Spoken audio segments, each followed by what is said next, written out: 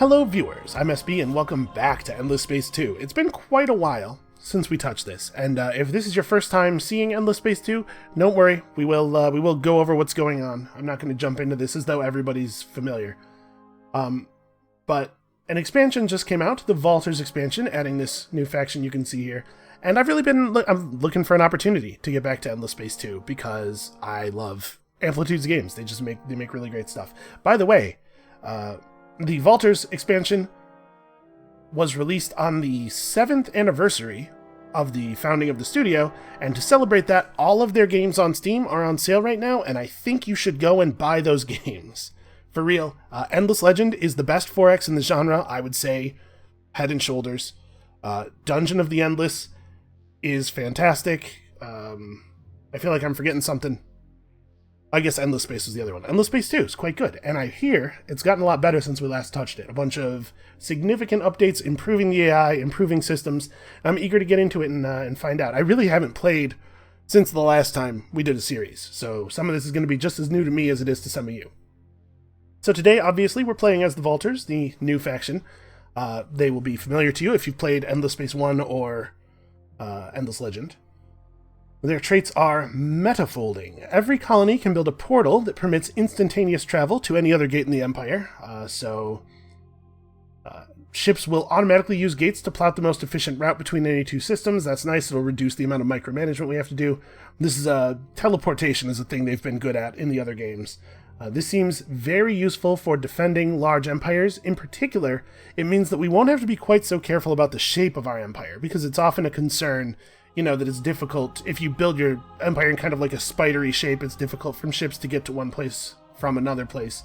That won't be an issue here, so we don't have to be quite as careful about which systems we colonize. The base population type is +1 science, +20 damage done to attacker during ground battle. Okay, so good defensively, hard to conquer. Not really a very powerful population unit, though, in terms of just getting stuff done.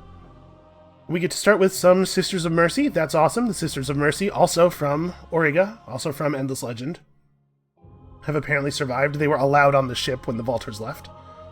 +20 damage done to attacker during ground battle, +2 approval. That's not a great minor faction, but it means that our home system is going to be extremely difficult to conquer in the early game, which is nice. We start the game with a super colonizer ship on a special node. Planets are settled as a colony instead of an outpost with these temporary effects. Okay, I'm assuming that these planets are settled as a colony with these effects thing is just for planets that are settled by the super colonizer, because these are incredible bonuses. It doesn't say how long these temporary effects last. I'm guessing 5 or 10 turns or something like that.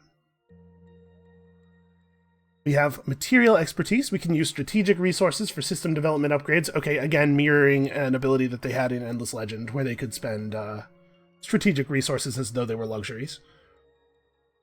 We have the Privateers action improved and unlocked from the start. Ships can be disguised as pirate ships. This is something I probably won't get a lot of use out of, but I can see opportunity here. I don't have any idea what you would do with this. I bet there's some cool stuff you can pull off. We start as a federation, 2 political parties represented, and the scientists are our leading political party, which is a good one. Alright. What are our... Game difficulty hard. You know what? I think we're going to jump back in on impossible. We'll move back up to endless quickly, but... you know what? If I lose the game, we'll learn something, right? We'll just go ahead and play on endless. I am rusty. Do not 100% remember what's going on, and also some things are different. But we'll find it all out together. Let's get started. That's an alright loading screen. That is pretty good. I really like the Vaulters in Endless Legend. They're one of my favorite factions to play. I do not have a lot of experience with them in Endless Space. I only played that a little bit, the first one, so... Can't comment too much on them there, or how similar they are here to there. But I'm excited about this just based on how much I like this faction in Endless Legend.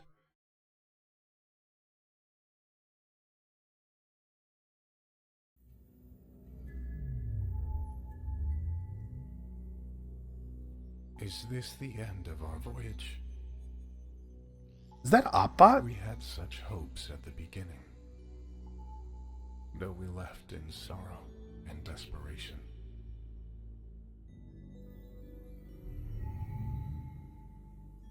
But while they slept through the explosion,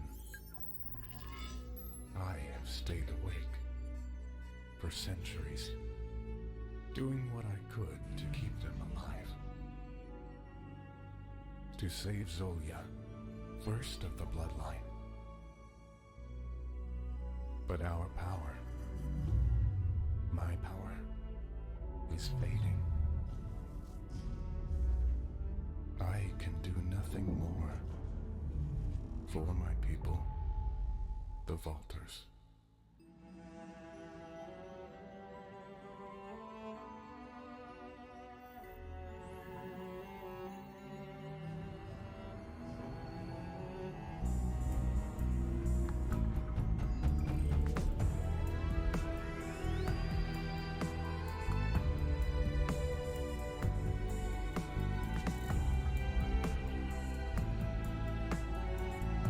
God, this game is beautiful. And I really, really love the music. This is a very, like, Auriga song that is happening right now. It's true, I am playing with new Endless Space 2 content. So, poor Opbot has to pilot the colony ship. Oh, I see why we start with a super colony ship, because it looks like we don't start with a system. We start with our colony loaded up on a boat. Okay, that makes sense. Leaving their home planet of Auriga behind in a desperate gamble for survival, the Vaulters find themselves drifting through space after a cataclysmic dust explosion. They must settle a new system and strike out to find security for their people, then discover the fate of those they left behind. Led, as always, by the indomitable Zolia Ilona, first of the bloodline, the Vaulters are still masters of military defense and scientific discovery, and with luck, they may finally be masters of their own destiny. So we have our Vaulter thing, Sisters of Mercy, Minor Faction, and there's a Sisters of Mercy hero. That's cool. Pirate Diplomacy. I have not played with the pirate mechanics at all. They introduced this stuff, I think, shortly after I last played. So, neutral marauding ships are going to be completely different now. Some new exotic ship modules, additional deeds, 4 new exploration quests, and then, you know, all the stuff since last time, too. So we've started here at the Rejuvenation Field, which we happened into, luckily. A relic of the Endless, doubtless constructed at the time of their civil wars, this dust-energized anomaly heals and repairs ships that pass through it. So if we can get it within our sphere of influence, 25 dust on system, significant health regeneration for ships nearby. Okay. And it dynamically repairs, like, it dramatically repairs ships during battle, per phase. So there will be pulses of healing actually during the battle. That's really interesting. Okay, let's see. We have a habitable planet this way. So if you're not familiar with Endless Space 2, I guess we should start there. It's a 4X game, you know, like a Civ or, Endless Legends, the one I usually talk about. So I guess if you're familiar with that, you're probably familiar with this. But yeah, it's a 4X game. A science fiction-y one that takes place in space. I do love a good space 4X. So there's a habitable planet over here. What does it look like? This one, the Boreal planet. Fair amount of food, not a lot of industry. It has a blue cap mold deposit and a Hyperium deposit. It looks like they might have changed. They changed blue cap mold, I think. It used to give science, didn't it? Everything's going to be different now. We also see a minor faction. These guys are Kalgaros, yeah. And over here we have a collapsing star. Beyond that, potentially, worlds. But I think given that we just straight up don't have a planet right now, we probably ought to go for the planet we can see that is valuable. What is this? This is the privateer button. So yeah, this allows us to disguise our fleets as miners. Well, we have 11 move. We could go scouting. Oh, I can't send them, like, satellites to say hello because I have nowhere from which to send the satellites. Alright, yeah, let's just go settle this not very impressive world. Alright, so that's 11 move, unfortunately not quite getting us where we're going. Okay, we see another system here. No habitables. So we will gain the ability to inhabit almost any planet type, and eventually we can even terraform them to be more to our liking. For right now, our ability to settle is quite limited. And there are so many different types of planets and different weird anomalies you might encounter. Leo 1 here. Ooh, acid rain. Naturally occurring sulfur fumaroles cause highly acidic rain on this planet. So you can see -4 approval and -2 industry per citizen living on the planet. The reason it works like that is that your citizens are the producers of pretty much everything. Like, it's not like... Actually, I was going to say it's not like Civ, where the resources are just on the tiles, but I guess it is like Civ, because you have to have a person on that tile to get the output. But in most cases, in Endless Legend, it is the citizens who actually produce your output, so that's why penalties are usually per citizen. Because it's think of it more as reducing that citizen's industry output than causing negative industry. All right, what else do we have here? We have a hero, obviously, Petrov Yudka. Probably not going to assign her. I assume we could assign her to this fleet. I don't want to do that. Actually, it looks like this fleet cannot, in fact, have a hero. The Volters are a stubborn, resilient people that have spent centuries seeking a home. Stranded on the world of Auriga, they had to survive the harsh climate and even harsher neighbors. In a years-long effort, slow they managed duration, to repair their ancient colony ship, the Argosy, and once again depart before the dying planet became their grave. Once more among the stars, the people that now call themselves the Aurigans still seek traces of their past, as well as a safe place to build their future. You know, some things just don't change, and the extremely slow endless space narration is one of those things. So yeah, there's a collapsing star over there. So these anomalies floating in space are not habitable, but you can see, like, each of our colonized systems will have a sphere of influence around it. You can see the Kalgaros's sphere of influence here. If you manage to get one of these things within the sphere of influence of one of your systems, it gives you considerable bonuses. So this is part of the benefit of really pushing influence, which is the resource that expands your sphere, is that it can directly translate into other resources in some cases. Yep, we've discovered blue cap mold, as well as, of course, the rejuvenation field. It is a shame to settle so very far away from it. It's going to be hard for us to grab it. Unless we find another system that's closer. There could be something like in the fog of war.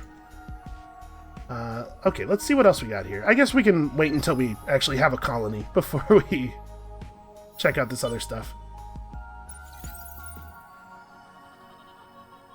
Alright, well, this will have to do. I'm not super jazzed about it. It's not a terrible planet.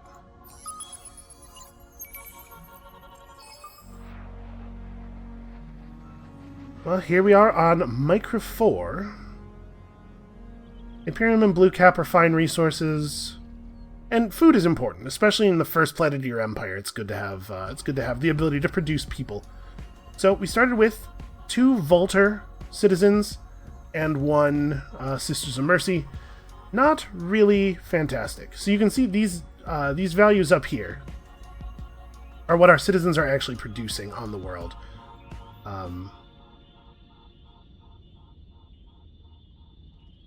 So 18 of it is coming from the people. This world gives... yeah, you can see. The planet base output is actually what each citizen on the planet produces. So each of our 3 points of population here is producing 7 food and 4 dust and 6 science.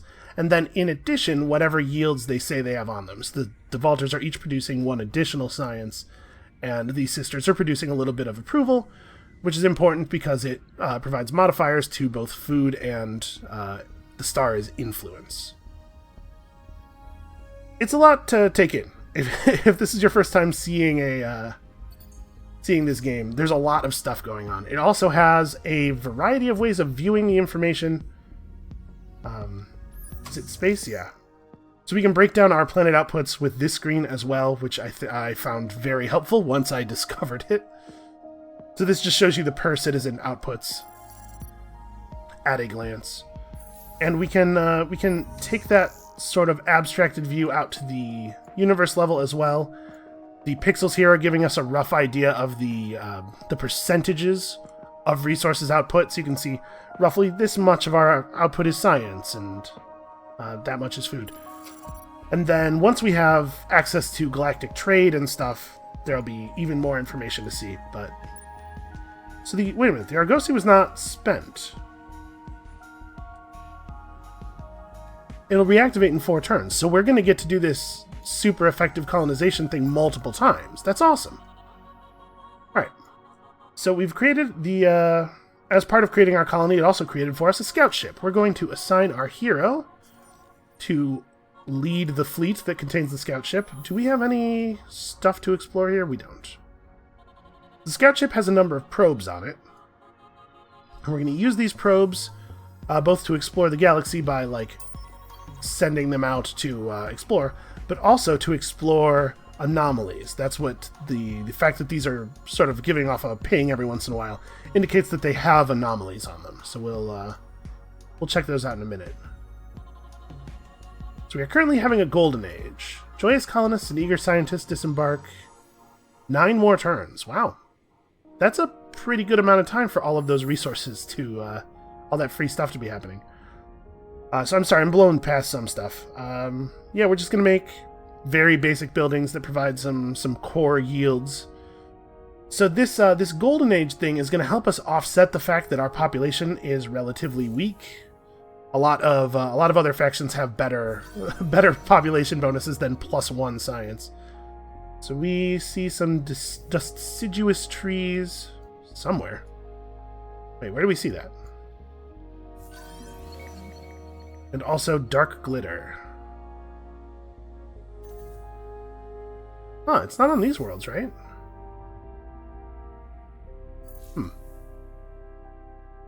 Alright, maybe we just got to start with a little bit of... No. In fact, we haven't seen those things at all. Weird. Oh, what is this? Oh, this is what our strategic resources do when used as though they were luxury resources. That's a system that I will not have to explain anytime soon. So we need to make contact with these guys. It's gonna be a second before we can do that. Oh, and also we should probably be researching. And we have to worry about our government. We got a lot of stuff to do. Okay, I want to start bringing in our strategic resource. So there's Hyperium in this system, and it's on the planet we're on. Okay. The resource that will let us get that will also give us the ability to build interplanetary transport networks, yielding an awful lot of extra industry on our home planet here. Let's definitely make that our first research. Then we got to talk about our government. So we have 4 total representatives. Scientists and militarists are represented. And your government type gives you access to a number of law slots, and then the political parties that are currently leading your government give you access to actual laws. So right now, because our government is majority science, we get the Oracle of Science thing. We can research technologies from the next stage of technology. And what that means is that you see the technology wheel is sort of broken down into these tiers. Ordinarily, we would only be able to research things in the first tier. But because we have that science law, we could also research stuff in the second tier. And we will move up and unlock the ability to research stuff in further tiers by unlocking a certain number of things from the existing tiers. So researching one thing from tier 1 unlocks tier 2, researching 2 things from tier 2 unlocks tier 3, etc. And then there's a whole bunch of other stuff going on here, but we'll talk about it when it becomes relevant. So what other law should we pass? We have room for more, but we may not want to pass anything else. So this will dramatically increase our money output, but lower our approval. A lot of plus science at the cost of some approval. This might be worth running right now. We have relatively few citizens, so the approval hit won't be very strong. This is like a total desperation move. Just like in most 4X games, reducing your industry output is very, very dangerous. And while approval can get you extra resources, it does not get you extra industry. So the approval boost will not offset this in any way. And then we could also lower the cost of system improvements, which is just, you know, the buildings that you build in your systems, or lower the cost of ship building. But these laws, these slightly more advanced laws, have an upkeep cost based on the number of citizens you have. I think we're just going to go for Cram Exam Act. Alright, so our government is all set. And the government system is actually very complicated. We're not going to talk too much about it right now. Ooh. 90% approval and 84% approval are actually different levels of bonuses. I really cut down the amount of bonus food we were getting. That's fine. I would rather have bonus science right now, probably. Okay.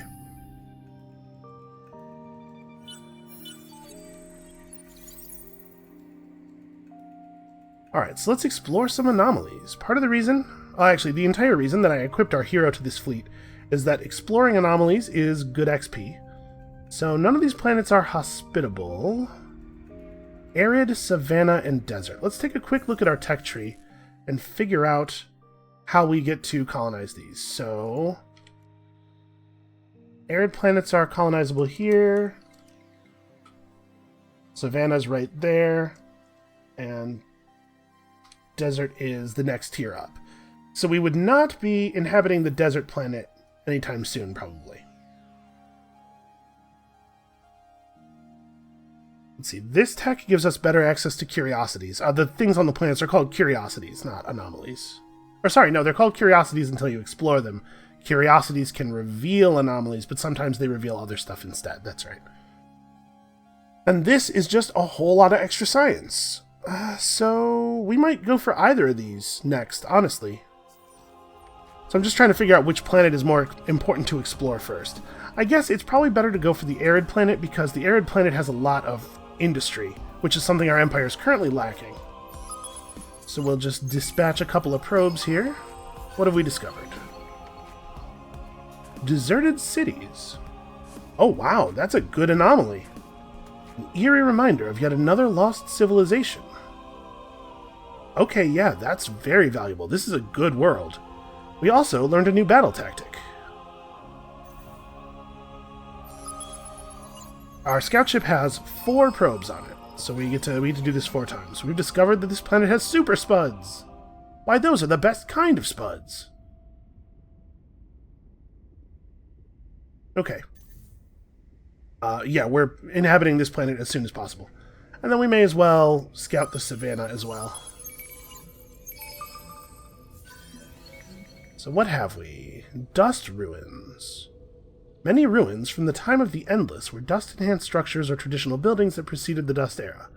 On very rare occasions, however, one can find entire structures built uniquely from this valuable resource. So dust is the money... listen, we'll get into lore maybe in a future video. Suffice it to say, dust is very important for a number of reasons, and this planet has an awful lot of it. And we found blueprints for a ship module. A manpower increasing module. Okay, that's actually very valuable. That's a really useful thing that we just discovered there. It'll be particularly important for invading planets. And this planet has blue cat mold. Cool. Yeah, so these are both great worlds. This is definitely the system we're taking next. And we are out of movement because using your probes costs a little bit of movement, and we expended them all.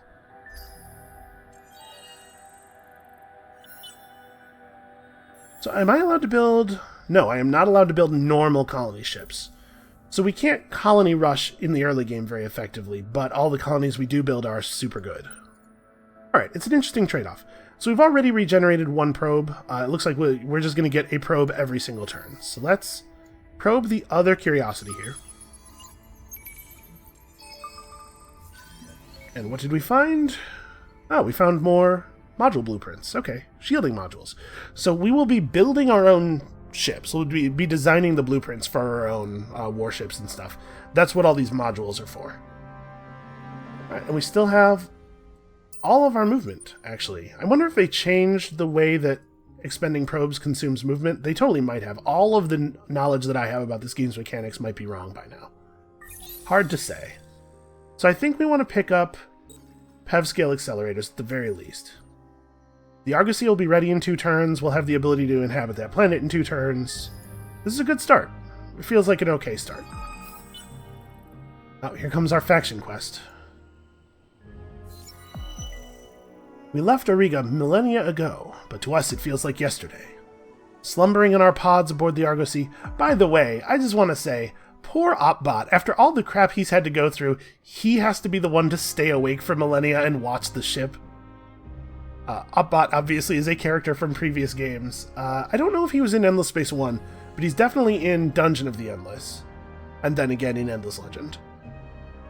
Slumbering in our pods aboard the Argosy, time was only marked by cold, fleeting dreams drawn out over centuries. Upon awakening, I could still remember a million details of the day of our departure. The biting winter wind, the smell of the ash fires along the route to the vessel, the bone-shaking rumble of the engines as we speared into the icy depths of space and Auriga receded to nothing. Most of all, the guilt, black and heavy in the pit of my stomach, for the kin we left behind. I might have been overwhelmed by these memories, had it not been for the crisis that greeted my waking. Our carefully restored craft, the life-saving Argosy, had suffered a grievous wound. Some cataclysmic explosion had knocked us off course, playing havoc with our systems. Opbot, brave, loyal Opbot, did everything it could to avert catastrophe and get us back on course. But even its heroic efforts weren't enough, for eventually the power failed and we were left to drift. It is nothing less than a miracle that we awoke, circling that endless ruin adrift in space. Our priority was settling a world and surviving. Even if this planet is not a home, it will at least be a refuge. And so, here we are, possibly safe, and yet immediately plunged into another crisis. For no sooner had we planted the Valter flag into this alien soil, than we lost our talisman, the ancient machine who saved so many of us by guiding us through the long night. Opbot has disappeared. We scoured the local caverns and crevices, the cliffs and bogs, the treetops scanning the wilderness. But the truth is even stranger. As we skim, I hear news from the base, even the rushing wind and the radio crackle, unable to disguise the words. One of the interstellar shuttles is missing, the voice says. Opbot must have left the system. So in most quests, you'll get a choice of how to proceed, and then the choice from there will sometimes branch even further. So we can build 4 scientific star system improvements or wonders, which is the thing that we want to do anyway. And we will be rewarded with a whole bunch of transvine, which can be awfully useful for improving systems. My kin, so used to scientific supremacy, are more backward than the other species in this galaxy. We must grow in leaps and bounds in our scientific knowledge, or we will fade and wither to become inbred cripples in the galactic backwaters. Or we could decide that the disappearance of Opbot is a worry, but things must be dealt with in turn. We must first assure our own survival before we can seek Opbot and our lost kin. We could build 4 defensive improvements or wonders and get a whole bunch of Hyperium. I don't think we're going to be really pressed for Hyperium, and I think we want to pursue more of a scientific path here. Alright, build 4 scientific thingies. We certainly will. Well, we've discovered another collapsing star. Unfortunately, the space lanes from here, there's no other space lanes out of here. We've sort of hit a dead end. However, when we make landing here, we'll have 2 probes regenerated, so I'll fire some probes off and just see what we can see out in the distance.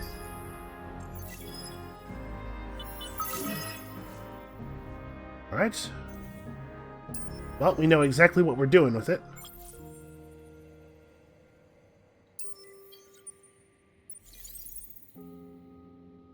Alright, so let's take our probes, and what's sort of the shape of the galaxy? We're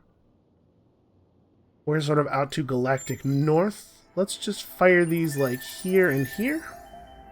So this is the other thing probes can be used for. Over the next 5 turns, they'll just continue along those trajectories, giving us knowledge and vision of anything that they see.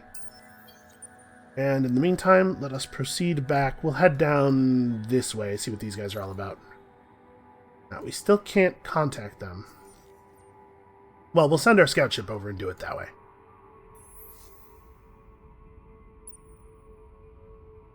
Did not... Oh no, it hasn't actually quite made the journey.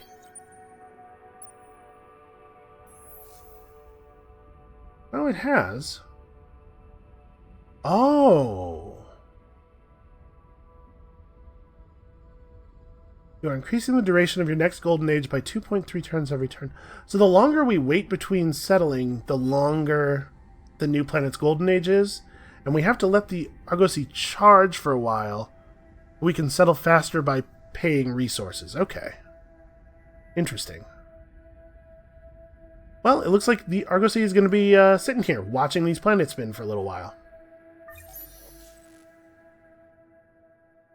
Alright, so one more research would get us properly into the next era, but we could skip ahead thanks to our science law. What is the most important thing to do? So there's a lot of tech choices, a lot of factors to consider here, but xenolinguistics is generally regarded as a pretty important technology because the xeno-industrial infrastructure building that it gives access to, this is like your basic industry building. This is, you know, the equivalent of a mine or something. So this is probably something we want to pick up. We'll grab this. We don't actually see any titanium yet, so the titanium mining half of the tech is going to go to waste, but we do want that building.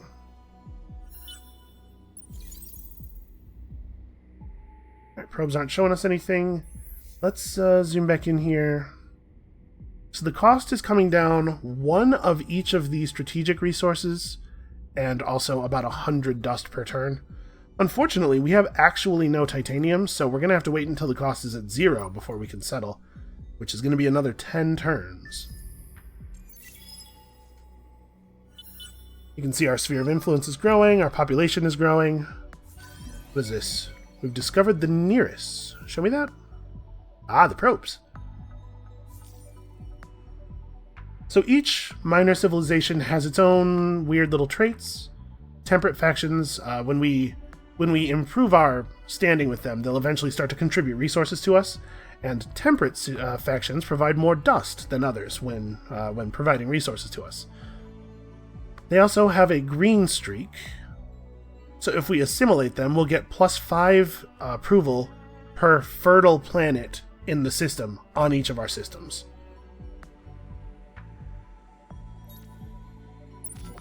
Alright, the probe allows us to make contact, so they will slowly gain standing with us, but we could offer them gifts and praise them and stuff if we could afford to pay the resources. Oh, we also need technology to do that. We can't even really talk to them yet. That's an issue, I suppose. We got our basic buildings finished. So this will give us 10 industry per colonized planet, plus 10 industry for each of those planets that's fertile, plus 10 industry for each of those planets that's temperate. In this case, it would give us 20 industry right away when we build it, because we have one colonized planet and that planet is fertile. Every planet is either cold or temperate or hot, and either fertile or sterile or neither. There's just sort of like a neutral. We should probably learn how to inhabit these. Alright. These are desert planets. Well, this is that thing, and plus this will increase our curiosity detection powers, which will mean we'll be able to find more stuff on the planets that we discover. It's like being able to see ruins that other players can't yet see. It's pretty valuable. It's going to take us a while to research that, unfortunately. So we could also gain a bunch of science. I think it's more important to spin up our industry first. You can see we're expanding. In another 4 turns, we'll have enough food to produce another citizen. If you put too many people on a planet, though, it starts to affect your approval. So the next point of population will start overcrowding the planet.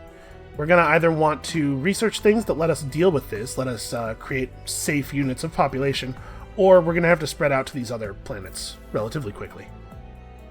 It's alright, it's all stuff that's under control. And I really like the music and everything in this game. I really like all of the everything in this game. Alright, let's send our scout ship out this way. Yeah, this having no access to titanium thing is really a kick in the teeth. It's going to slow down our settling a lot. On the plus side, our golden age, when we do settle, is going to be really long.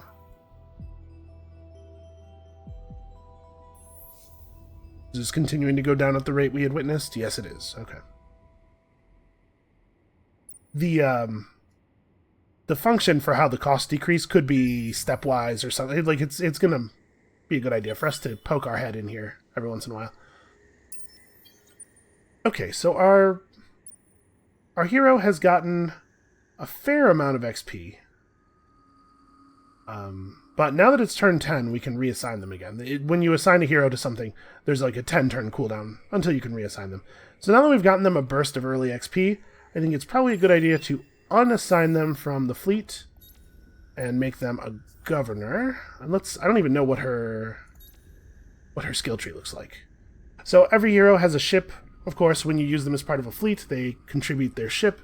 They also have a skill, I mean, it says skill tree, but it's another wheel like the tech wheel.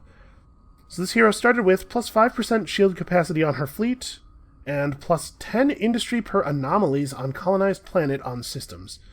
So, extra industry right away just for having her equipped to the system, that's nice. Oh! This hero is able to exploit sub-sized loads in the deposits of strategic resources. Well, she's just going to generate free titanium for us. That's actually really important since we don't have any naturally. Okay, so we don't currently have any anomalies on our explored planet or on our colonized planets, so we're not getting any bonus at all from that skill of hers. But as we expand out, that will change. This lava world has a ton of industry. And also a very nice anomaly, a hybrid species that grew from dust-infected lichen.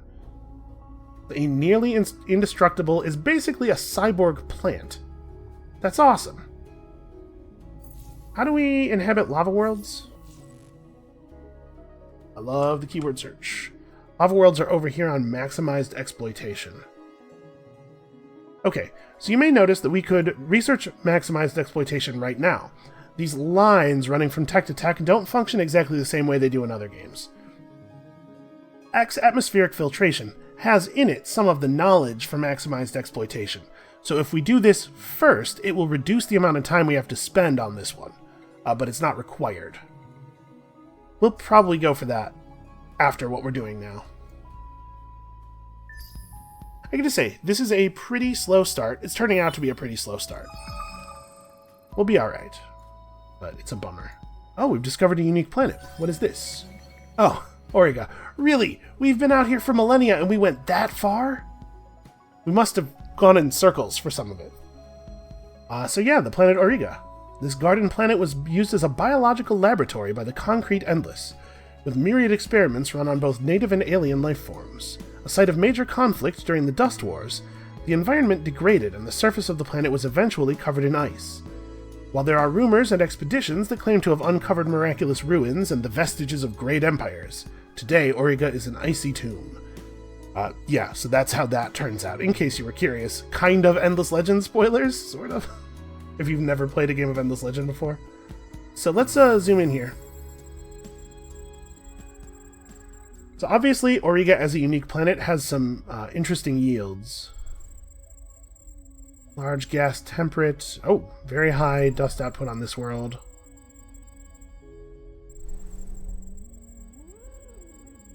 So, Auriga has crazy dust and science output, and it has the Husk of Knowledge anomaly, a unique anomaly that only occurs on Auriga. That gives 5 extra science per citizen. Yeah, we need to probably get this. It's kind of far away. It's gonna be a little awkward to get to. Well, it's something to think about for the future. Also, an event has occurred. You have found Auriga, the place from which your people departed ages ago. Oh, that's cool. They have a unique event for doing that. There seems to be no sign of life. The fate of those you left behind will require further investigation. Regardless, there is some cold satisfaction in knowing that the desperate escape from a dying planet was, ultimately, a success. So we've acquired some melancholy. A lot of extra science, but a little bit of approval loss. People are bummed out. Hey, we found the icy tomb of our ancestors. Alright. Let's head our scout ship over here. We'll introduce ourselves to the Kalgaros, and then we'll explore some curiosities for them, which they'll appreciate, because that stuff will be useful to them directly. And we are acquiring titanium slowly. Hey! The resource displays have decimals in them now. That's nice. You've always been able to have fractional resources, but they didn't always display cleanly. So, whenever a project is completed in her system, the hero will gain XP. So the next couple of projects we complete might push her up XP enough to get to the next level to get us another 0.5 of each resource per turn, which will be very helpful. Because this is taking forever.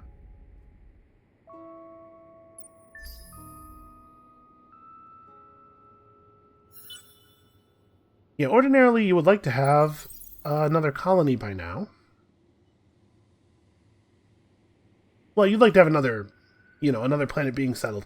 I guess we get to skip the whole outpost phase of settling, so when we do put this down, it's going to be pretty alright. It used to be the case that neutral minor factions would just produce hostile ships all the time, but things are different now with the pirate system, and I don't know how they're different, so everybody bear with me as we explore. So yeah, let's just explore all of their curiosities here. Well, all the ones we can. Okay, what have we discovered? All kinds of crazy stuff. We found that this planet has Huygens rings. Multicolored bands of asteroids, reflecting stars' light. A highly prized tourist destination, as well as a ready source of minerals and alloys. Yeah, that's a pretty good anomaly. +2 science, +1 dust. And we found a population unit of stranded Zvali, who will now come back and live on our world. Wow, they produce quite a bit of science. So this is a little bit more like what a normal unit of population looks like. You can see they are considerably better than ours. We have other advantages. We found some blue cap mold and collected a little bit. The planet has Hyperium, we collected a little bit. And this planet has dark glitter. +2 science, +1 industry per citizen. Not bad. The atmosphere of this planet has a strange psychotropic effect. When inhaled, the sweet vapor seems to allow the subject to see exactly 4 seconds into the future. Perhaps a concentrated dose might do even more. So, our only choice here is to inhale deeply, and it gives us +2 vision range for a couple of turns. Well, for 10 turns. Not too shabby. So you can see we now have a positive approval modifier for having revealed some curiosities to them. So these guys will push up to enough approval to start giving us resources very quickly. And I believe next turn we'll be able to finally settle. It's still not displaying the decimals clearly everywhere. I think what we might have here is 1.5 titanium being rounded up to 2 in the display. That's a shame. I thought they'd fix that. Thought for a brief, beautiful moment they had fixed that. Okay, what's next? More industry? +3 industry per citizen on planets with strategic deposits, which is the planet we're on. So we would immediately gain 15 more industry, putting the system up to 70. Yeah, and we can build other stuff afterward. Let's do that. I do love me some industry. So next turn we'll finally be able to set up our next colony. Ooh, look at this system. That's a lot of worlds. So the hotter a world is, the better it is for industry, is just sort of like a good general rule. This planet has deserted cities, a gas giant, lots of science lots of things to be learned on a gas giant, lots of experiments to be performed. Man, this game is so pretty. Okay. And our hero has in fact leveled up off of the XP from finishing that thing. Handy. Okay, so we have one more probe. There was one more curiosity, right? Okay, more blue cap. Well, we've got quite a bit of blue cap mold. And then let's head out and keep exploring.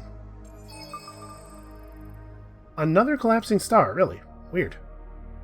Why are there so many of those groups so close together? Oh no, we're at 2.5. So we were actually at 2. Maybe this was rounding off a decimal somewhere? I don't know. Weird. Anyway. Absolutely worth the cost to settle a little bit earlier. God, I love this immediately. It's a functional colony thing. This is great. So the industry output of this world is fantastic. We do only start with 1 point of population here, and unfortunately the food output is not fantastic. So we're going to grow a little bit more slowly here. But we'll build our drone network and our cerebral reality. I'm assuming cerebral reality will count toward our new world thing. Did we get this quest after the other one finished? Well, even if it doesn't, building public-private partnerships and magnetic field generators on both of our currently existing systems will take care of it. Alright, things are going well. Well-ish. We have a lot of dust and not a lot to do with it.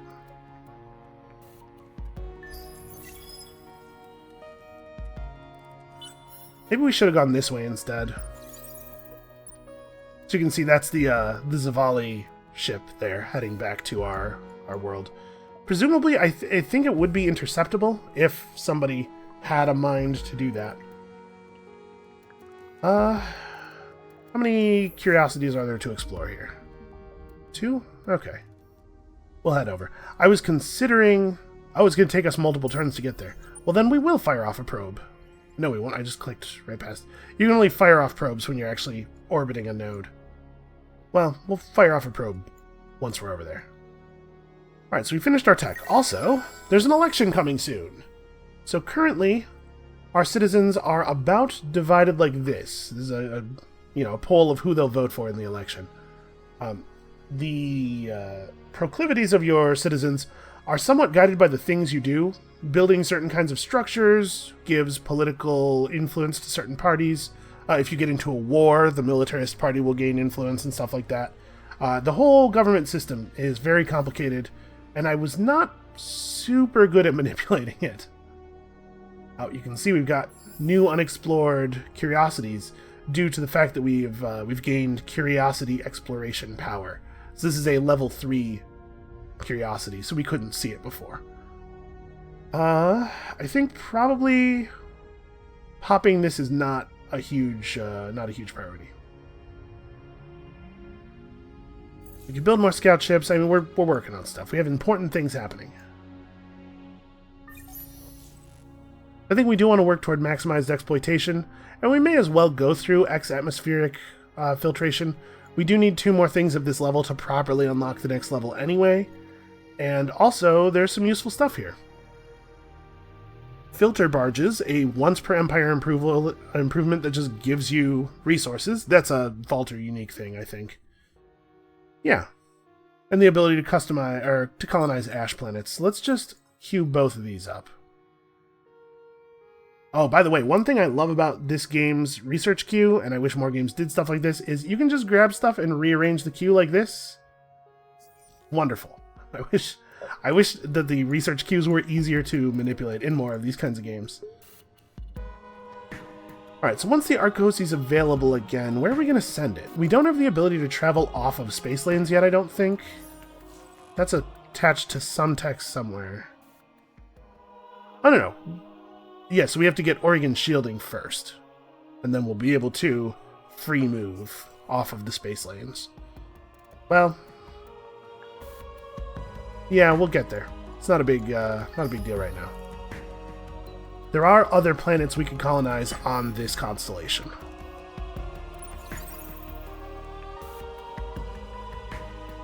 So you can see the Calgaros have produced a couple of ships, but I guess they're just using them for defense, which I appreciate. I feel like we should be doing something, but I can't for the life of me figure out what it would be. No, we have a reasonable government system. We're doing our researches. We don't need to build new ship types yet. We don't really need to manage our heroes. We have our... yeah, I don't know. Something in the back of my mind is going, hey, you're missing something. You're forgetting about something. But I guess we'll figure it out when when the horrible, horrible consequences of whatever I'm forgetting come home to roost. Alright, let's do a little bit of exploration. Found some more population, it looks like. Some stranded Tikanans.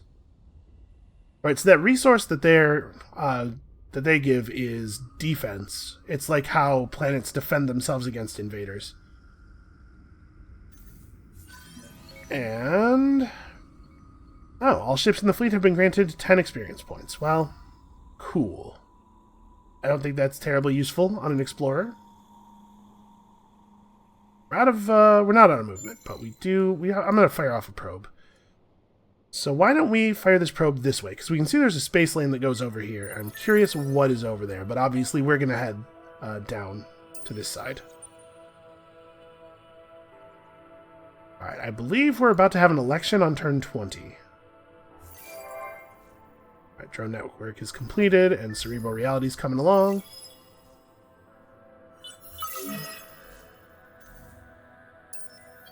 Alright, well for now, my plan is to take Perseus. 5 planets is a lot of places for people to live. Start moving down to here. See if the probe has revealed anything interesting by the time we get there. Probably not, because the Argosy is quite fast.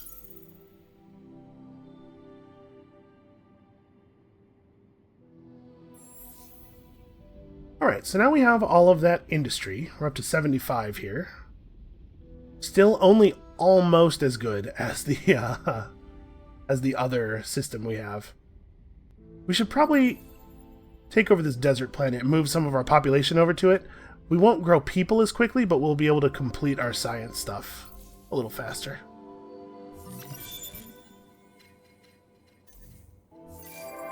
Alright, we're gaining some settling ability. 3 of the planets in the Perseus system are now inhabitable. Yeah, I really do want to get Gia, though. Oh, another player. The Empire welcomes all who embrace its ideals. That's not totally awesome. I was enjoying being the only person out here. What is this? Oh, pirates. There's pirates this way. Well, then the Argosy is definitely going the other way. Yeah, it has actually no weapons. Over there on the left side where it says projectile energy balance, the top bar is your weapon strength. You can see it is a 0. Alright, well let's just fly this way as quickly as we can. Ah, and we've become cordial with the Calgaros. So they're paying us this stuff. Useful.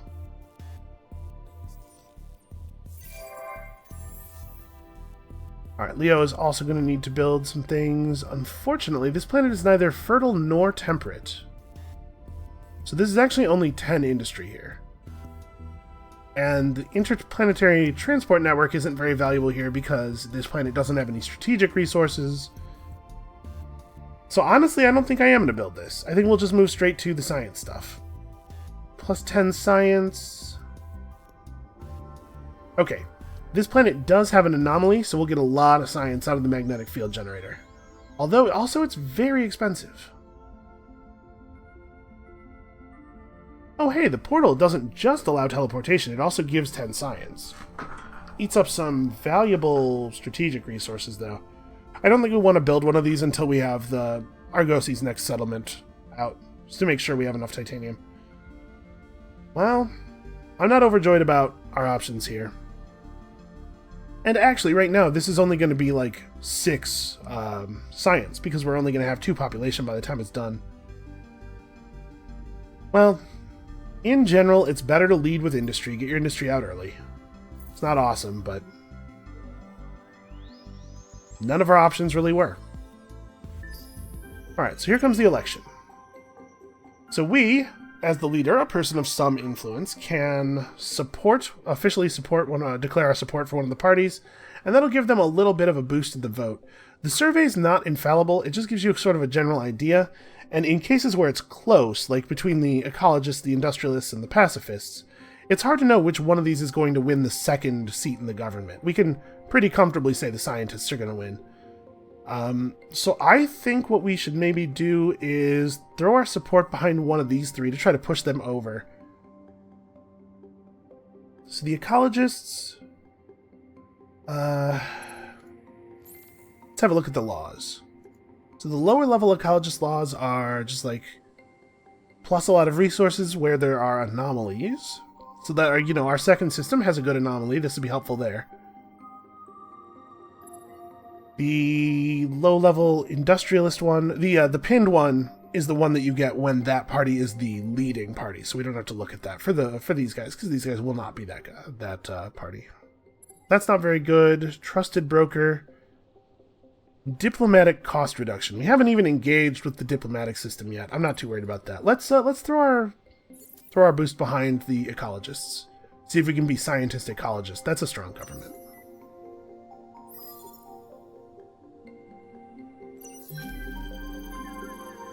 Okay, the ecologists actually got a lot of votes. Way more votes than I was expecting. So they're in charge now, I guess. That's gonna have some repercussions.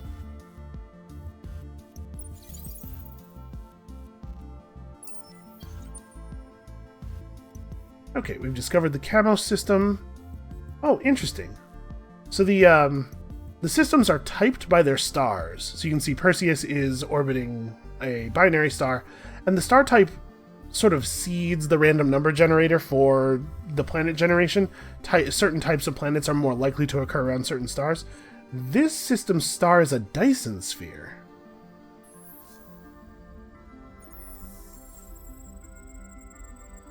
A monsoon planet, obviously stormy, and a frozen gas giant.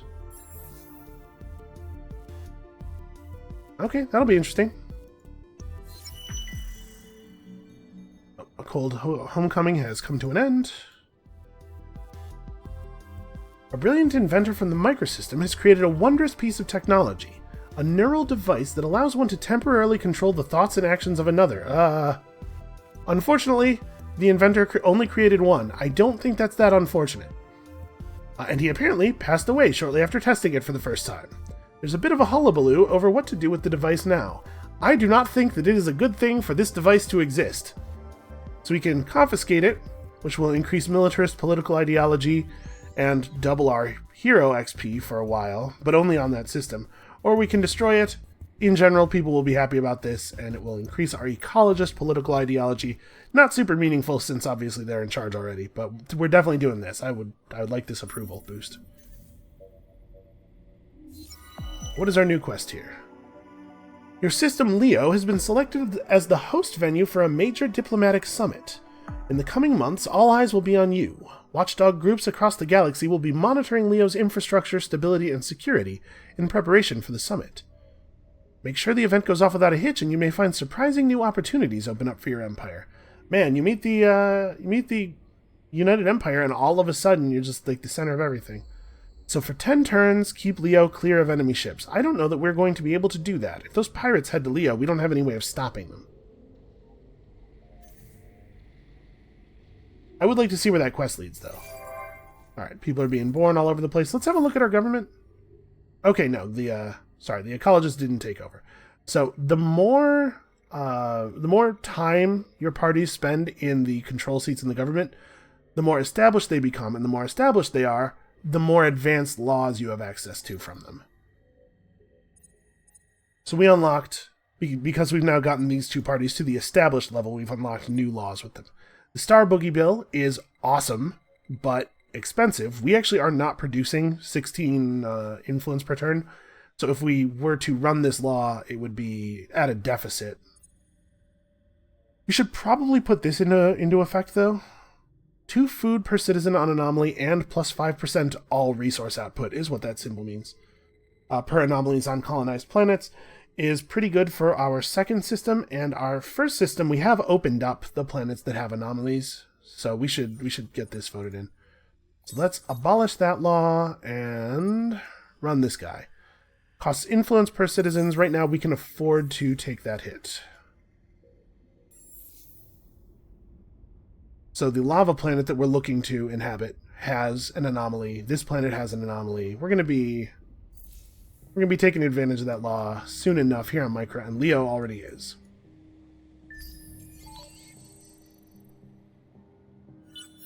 Man, I missed this game. I'm having a real good time already. Ooh. The explore part of a 4X game has always been my favorite part, and this game has a lot of exploration. The galaxy is a large place. Okay, we found a titanium deposit on a colonizable planet, so this is a priority now. Plus, we got to scoop a little bit of titanium, which ensures that we'll be able to lay down our next colony as soon as the ship gets where it's going. We've also discovered a talking world anomaly. There's a continual series of radio wave transmission from variable sites on the planet. Though they appear to be artificial and thus have some purpose, the transmitters have yet to be identified, and the code or language remains an unsolved mystery. Increases influence and approval. Not bad, and we just got 50 science. Okay, that's cool. I'll take that. We're working on a pretty expensive tech right now. Right, I have 2 probes left. We're going to head over here in a second. So I'm going to send my probes out this way. Let's see what else is connected to this world.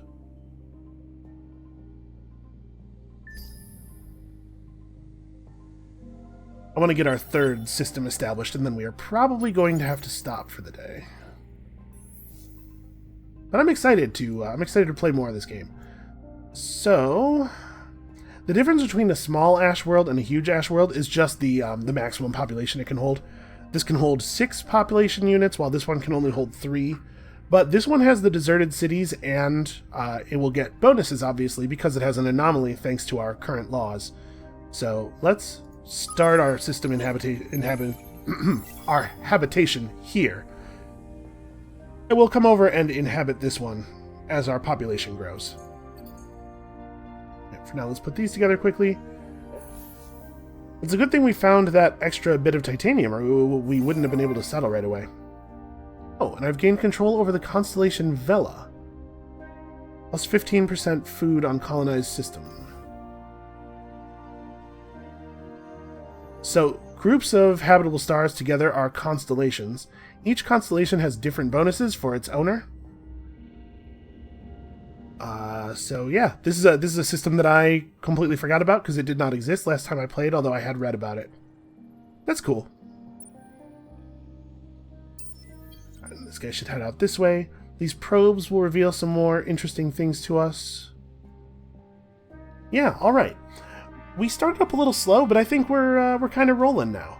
So unfortunately, that's all we have time for today. Thank you guys so much for watching. I hope you are as intrigued as I am by the new systems, all the cool new stuff that's going on here. Come back next time, Monday, for the continuing adventures of the poor vaulters, and hopefully we can find Opbot again. And we'll see you then.